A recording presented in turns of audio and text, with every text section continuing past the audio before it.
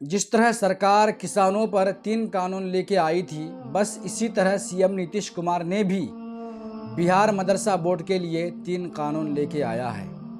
और कुछ लोग ये भी कहते हैं कि सीएम नीतीश कुमार योगी को फॉलो कर रहे हैं, यानी कि जैसा वो करेंगे वैसा ही नीतीश कुमार भी करेंगे। फिलवक्त आपने सुना होगा कि सीएम योगी ने भी यूपी मदरसा बोर्ड पर सख्त निज़ाम लागू किया है।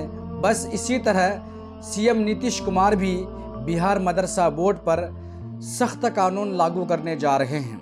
नए निज़ाम लागू हो जाने के बाद पहले से अब कितना फ़र्क रहेगा और कितनी कमियां दूर होंगी और कितनी सख्तियां होंगी, इसको आप ज़रूर जानें और अपनी राय दें कि इस पॉलिसी से मदरसे का वजूद रहेगा या फिर नहीं। सबसे पहली बात, पहले अराकीन कमेटी यानी कि मदरसा की कमेटी असातिज़ा को बहाल करती थी, मदरसा के मुदरिस को बहाल करती थी।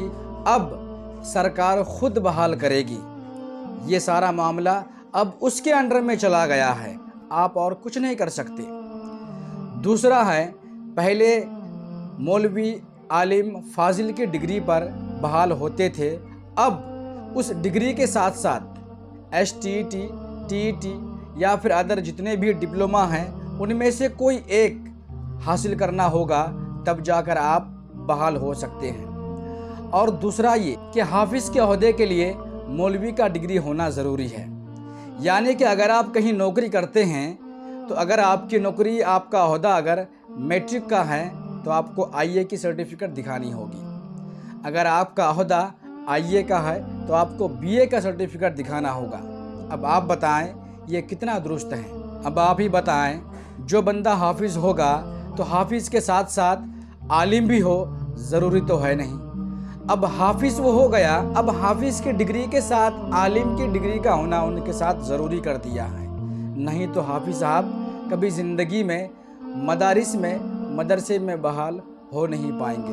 अब आप बताएं उनके साथ सही हुआ या फिर गलत।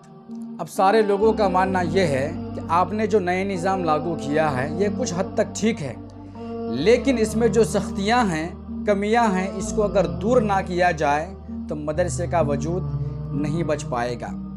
वो कैसे? वो इसलिए कि मदरसे का वजूद अराकीन कमेटी से है, यानी कि ज़मीन देने वाले हम, मदरसा को कायम करने वाले हम और इमदाद करने वाले सिर्फ आप। शुरू से लेकर अब तक 1987 से लेकर अब तक कमेटी बहाल कर रही थी और अब सरकार बहाल करने जा रही है। हालांकि भवन भी हमारा है, ज़मीन भी हमारी है और मेहनत भी हमारी है, अब बहाल सरकार करेगी। STET या TET को लागू करना ये गलत नहीं है, लेकिन लागू के साथ साथ वो खुद बहाल करेगी, तो इसमें नीयत का दुरुस्त ना होना समझ में आ रहा है। अब कुछ लोग कहते हैं कि इसको वापस लिया जाए और कुछ लोग कहते हैं कि इसको दुरुस्त किया जाए। तो मेरा भी यही मानना है, वापस हो ना हो कोई फ़र्क नहीं पड़ेगा, लेकिन दुरुस्त होना, सही होना बहुत ज़्यादा ज़रूरी है। अगर सही नहीं हो पाया तो यकीनन इस बात को मानिए कि मदरसे का वजूद आज या कल या 10 साल बाद हो, बाकी ना रहेगा।